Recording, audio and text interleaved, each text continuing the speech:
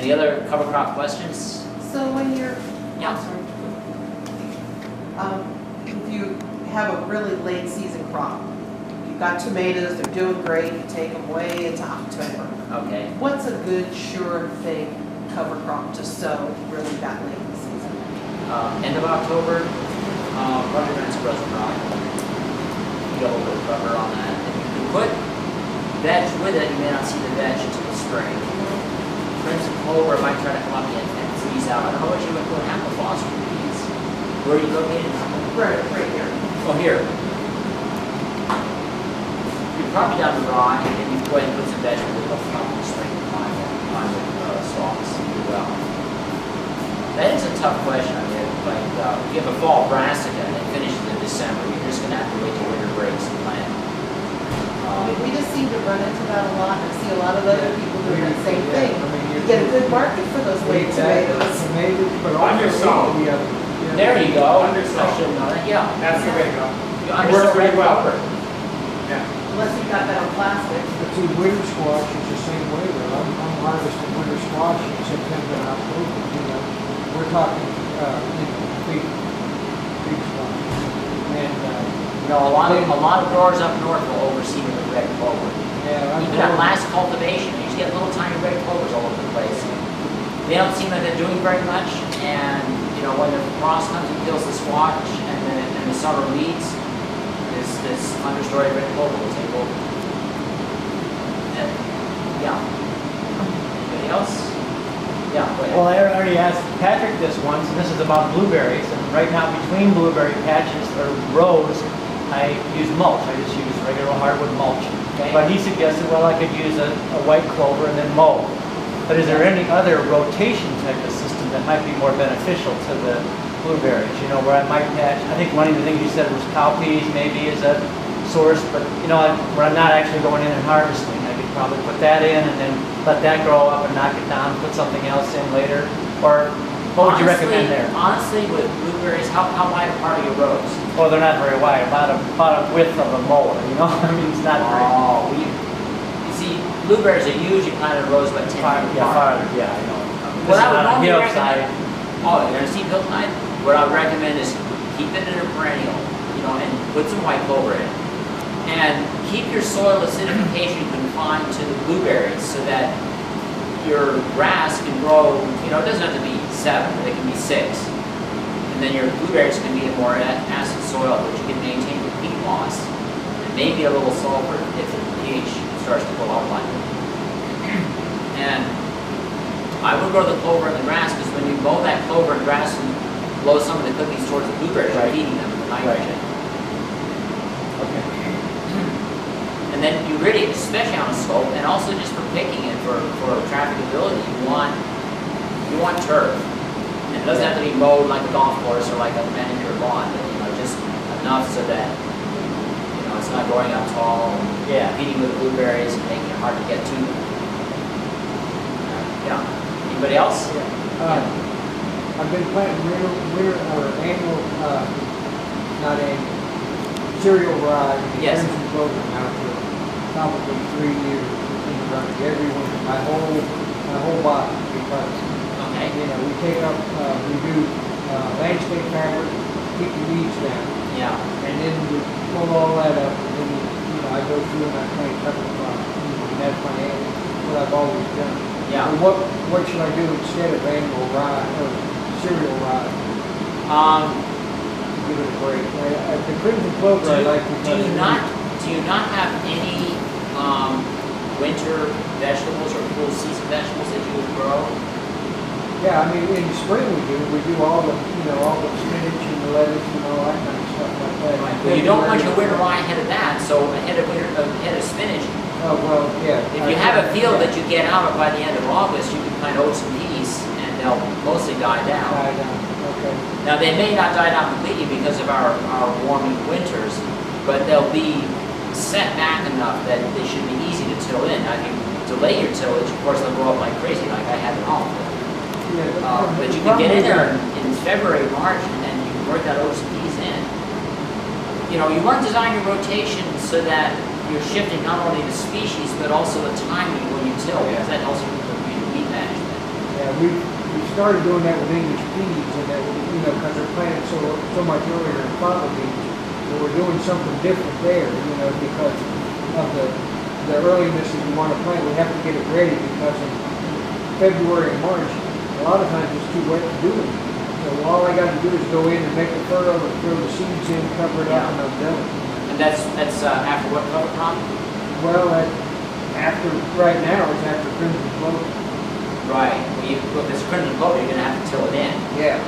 So another thing you can do is you can plant something you know is going to winter kill, like ground peas and millet.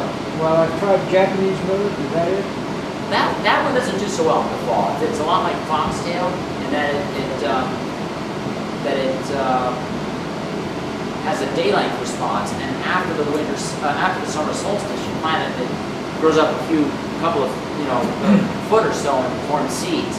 And also, it can become a weed. It's related to barnyard grass. It behaves a little like barnyard grass. Spring oats. What about that? You can plant spring oats in August. In August, and then they winter kill. It should winter kill most years. It did winter kill this past year, but it was kind of beaten back. I mean, if I went into that field in February or March, there wouldn't have been much biomass to cope with. Not like a rye that would be destroying all winter.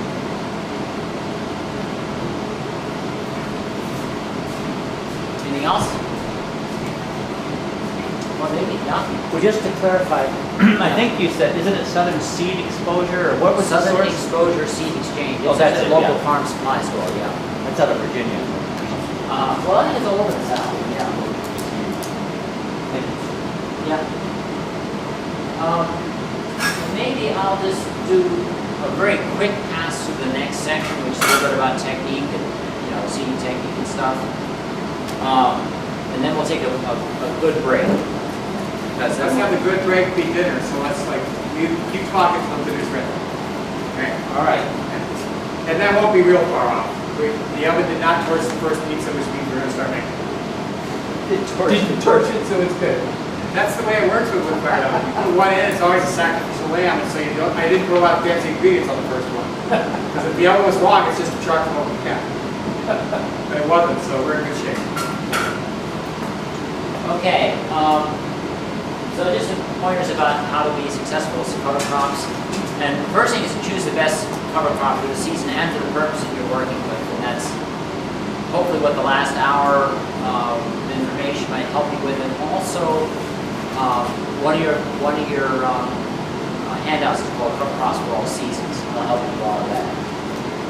Really important to use fresh, good quality seeds that's going to come out. Now, like for the cereal grains, you really want it less than a year old in the current year. Buckwheat can be a couple of years. Cowpeas can go up to 5 years. A lot of legumes will last 5 years. Peas about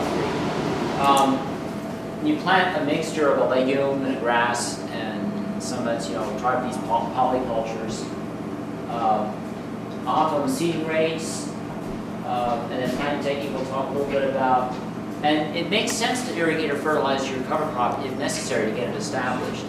Cover crops are generally not fussy, with the exceptions that I mentioned about a few that being heavy feeders, but it always is worth putting a little compost or manure down if your soil fertility is not really high. Go ahead, that's a good time to put down some cool compost or uncomposted manure and not have to worry about the 120-day rule. And also, one good irrigation after planting, if you don't get a decent rain within a week or so, really makes sense just to get it up. Okay. Seed quality, you can see the difference there. It was just 4 seeds, and indeed, at the end of the season, we did get soybeans from the poorer seed that was weedy, because the soybeans weren't covered in the soil as fast. It has almost completely weed-free stand there. This was actually sown with an earthway push seeder. If you're on a small scale, like if your whole garden was like what you see out the window there, it can make sense, especially when you have different beds on different schedules, and one bed opens up is ready to cover crop. You just get out there with a push seeder, and usually put your rows about 6-8 inches apart. You can use different plates for different cover crop seeds depending on the size. I didn't actually include it in the handouts, but on the BABF website, which is where these 3 were from, there is another article on using hand handheld planters for the seeding of cover crop. One thing, if you're going to drill, whether you're drilling with a push seed or you're actually drilling with a drill behind the tractor, you want to check that seed bed. I had an experience a couple of years. 1 year I had tremendous success with a whole bunch of cover crops, with summer cover crops. I was very impressed with their weed fighting capacity and the large pure stands that I was getting. And then the next year, on 2 locations, they were all weedy. What happened there? Why did they not thrive? Why are they full of crabgrass and purslane and pigweed? What's going on here? And I realized that both times I planted with the seed bed I prepared 5 days earlier. And both times the seed bed looked clean, but if you look carefully, if I had done this, stirred the surface, I would have seen all these weeds that just germinated, little white threads. Those are weeds about ready to come up. So the weeds have to jump on the crop. And one way to get around that is to make sure you prepare your seed bed the same day that you plant. Another way is to broadcast and then work it in shallowly with a tiller or a harrow. Because when you do it this way, this is a spin seeder, also a very inexpensive handheld implement. This is Charlie Maloney, my friend in the coast, Tidewater area of Virginia. He's spinning on Ryan Vetch at 50 and 25 pounds per acre, and then he's had this rototiller set to work only 1 inch deep, so he's planting the cover crop and knocking out the weeds in one pass. Can I interrupt for a moment? Yes. Do we have any vegetarians or non-pork eaters? Non-pork.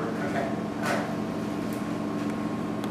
I mean, You're okay with eating a pizza that has it on one side and doesn't have it on the other? Absolutely. Okay. We have pork that Rocco raised. Yeah, if you're going to eat pork, this pork is good to eat. But if you don't eat pork, you don't eat pork. all right. So this is that same field, well, this is that same farm. This is planted 4 days earlier, it's planted 11 days earlier by that technique. Look at that stand. I was really impressed. And you had these beautiful, thick, weed-free stands. Oh, I'm sorry. Can I see the picture of that piece of equipment? That's just well, I don't have to tell them close up. It's a spin Oh. seeder. It's just a bag that you put seed in, you spin, and he's really skilled. He just knows just how hard to spin it, how fast to walk. And, I mean, 50 rye, 25 veg is not a very heavy seed grade, but just look how dense and deep in that stand is. And then, it came back the next spring and it was this tall and, probably 3 tons to the acre. Okay, now this is a big controversy, well, not controversy, but it's a discussion, it's something to consider. You turn it under as a green manure, which is like you're feeding the soil like this huge grand feast. And of course the tillage is going to temporarily disrupt your fungi and your more complex organisms. But if you then let it break down, go through its cycle, you will actually get the whole soil food web going. And I have seen this just in some weedy areas where I didn't get it to deal with weeds, and I went in with a spade and basically did the same thing, except I manually. Came back a few weeks later to plant, the soil was in pretty nice shape. On the other hand, tillage, if this is on a steep slope or in a hot climate on a sandy soil, that may not be a good idea. In fact, a southern farmer on the coast and an NRCS staffer and a Monsanto representative would say no to that. And I say no for 3 different reasons. The farmer on the hot climate of the sandy soil knows that even a little bit of tillage, that soil just burns up organic matter so fast you won't even see the effect of that cover crop. So you have to adapt it to your climate. Now up here you got a lot of loamy clay soils, and you got a mild climate. As long as you're not too steep, you can probably get away with this and you can have a positive outcome. If you have a very massive, tall, dense cover crop, you might want to cut it off and use that top growth to make compost. You can compost it with manure, or if it's a legume in the grass, compost it by itself, or with other materials, or you can use it as mulch, and then you only need to do a little bit of tillage to work up that stubble. And then, if you're even on a moderate slope where this garden is, the NRCS agent is absolutely right. Tillage exposes you to erosion, and if you did it on the contour, just did a narrow strip, that would be cool. If you tilled up that whole garden, we had one of our classic mountain thunderstorms. You're going to see your soil at the bottom of the hill. So, very situation and site specific, whether and how to till in your cover crop. Okay, I tend to get excited when I see a cover crop like that. I think about all the carbon that's been taken out of the air in the last 60 days, all the biomass that's there, all the organic matter, all the mulch. Gardeners tend to look at that and get overwhelmed. What am I gonna do with that? There's no way you're gonna till that in. And if you manage to till it in, you wouldn't be able to plant it for a couple of months because it'd be such a rough seed bed. The thing to do is cut it off and go straight home. Or compost material. This is the roller printer that one of the roller printers that's been developed. These bars crush the stem in intervals so that it more effectively kills than simply rolling with a spoon ender. Another way to do it is either to use a flail mower with the power off. It's so heavy that it fairly effectively rolls down and kills that cover crop. This is one that's a 6 foot tall drawn veg crop that John Morse is holding up for show its height. Or you can run it with the mower on, and you chop it fine, and you leave an even mulch, which is also easy to go through. Either roll with the material oriented all in the same direction, or chop fine and even with a flail mower allows you to mechanically no-till plant. If I went in there with a sickle, or a bush hog, or a sickle bar mower, everything's all helter-skelter and not even, you wouldn't be able to mechanically plant. And that is a no-till transplanter, which basically works up a very narrow slot and drops the plant in. About $10,000 to $15,000 piece of equipment. If you're a fairly large farm, you know, several acres, a dozen acres or so, you might be worth investing in one of those. Small scale, you can do it by hand. Okay, will it work? Again, situation specific. You got this weed, purple nutsedge, don't think it'll come through. That'll come through plastic mulch. I'd say grow winter crops and summer cover crops for a while. But if you got mostly annual weeds, and you got a really good cover crop, your cover crop's got to be at least 3 or 4 tons per acre. Like ideally, it would look like that Brian Austrian peace crop that I was showing you. Then you're going to get a successful outcome. All right, cover crops are done. This smells like it's coming along.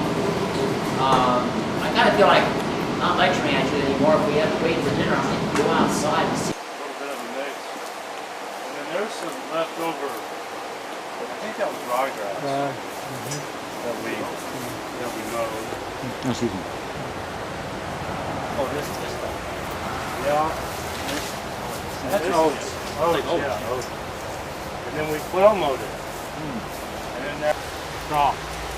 But I know you said this earlier, it really helps to irrigate your stuff when you first plant it, at least to get it established. Yeah. Especially here, obviously, because it's a greenhouse. We won't get any rain. You know, buckwheat's doing its work. It's attracting insects. It'd be neat to have this works on both small and large scale. It'd be cool to see a big farm with just a couple rows of buckwheat or whatnot interspersed. But it's kind of farmscaping.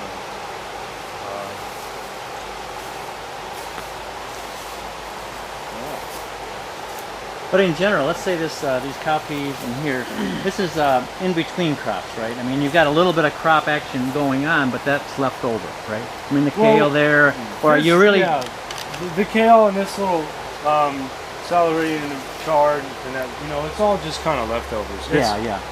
A lot of it's scheduling, a lot of it's timing, and so maybe we've had some crops in here over the winter, like this kale. We were eating all this kale. We had some onions.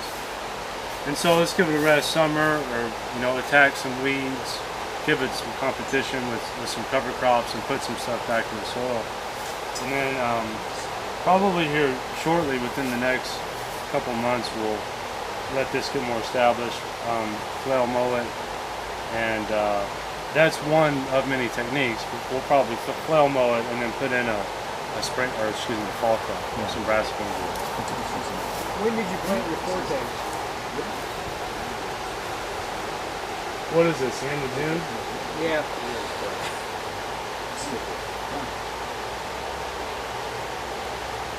Mid-April? I think. We write all this stuff down, so. Yeah, I know. Yeah, it's always really good. I write it down so I don't have to remember it. Same thing I did. That's why I was at.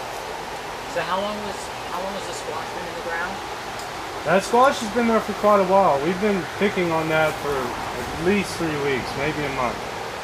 Wow. It probably went in probably mid-April, maybe earlier. Do you heat or is it just a plastic? We don't heat.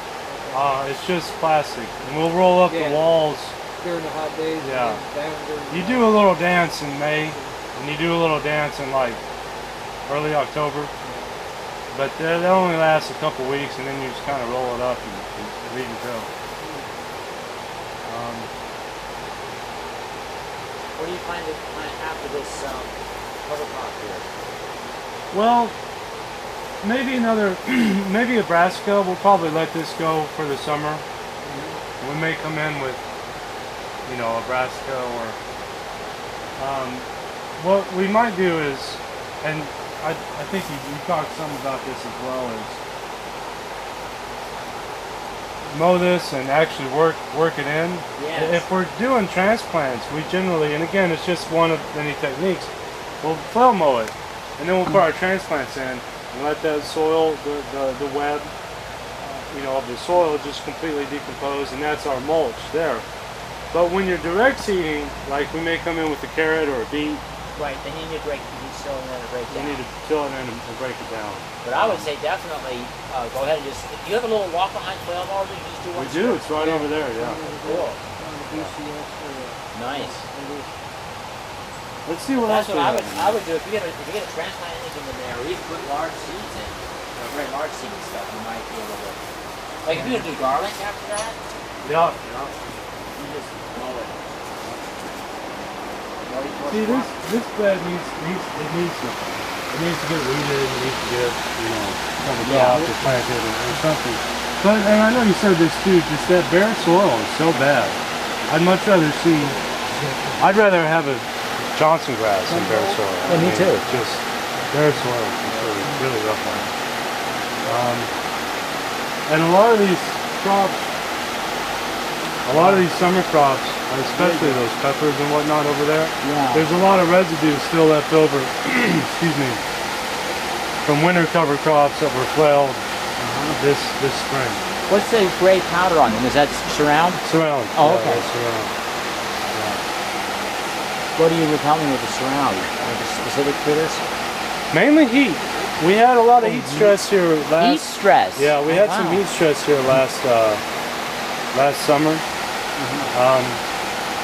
But it works well for Japanese beetles on the beans, Oh yeah, I bet. which there are plenty of, obviously. Surround. It's clay. Literally, it's just. I use it, Oh, and I okay. just wondered if, when did you stop using it? Do you stop using it when it starts to fruit? We don't. We just keep on with it. Yeah. Yeah, at first it seemed to be hard to wash off. Now it doesn't seem to hard to wash off. It's not Yeah. bad at all. Yeah. But at first it was pretty difficult. I'm at the point now when I go to pick a tomato, I don't even wipe it off. I just eat it. It's just dirt. So you haven't applied for a couple of weeks? Are you going to reapply with the heat? That probably will reapply. I hadn't been there. I've been at the animal farm, but they'll reapply here at some point. I'm just thinking you're getting into heat stress again. Yeah. The circulation fans and the walls rolled up really help. I mean, it feels good in here. Yeah, it's not bad. In the heat of the day, in the heat of the sun, you step in here and you'll feel the temperature increase, 3 to 5 degrees. But that surround really helps. Let's go into the flail mower.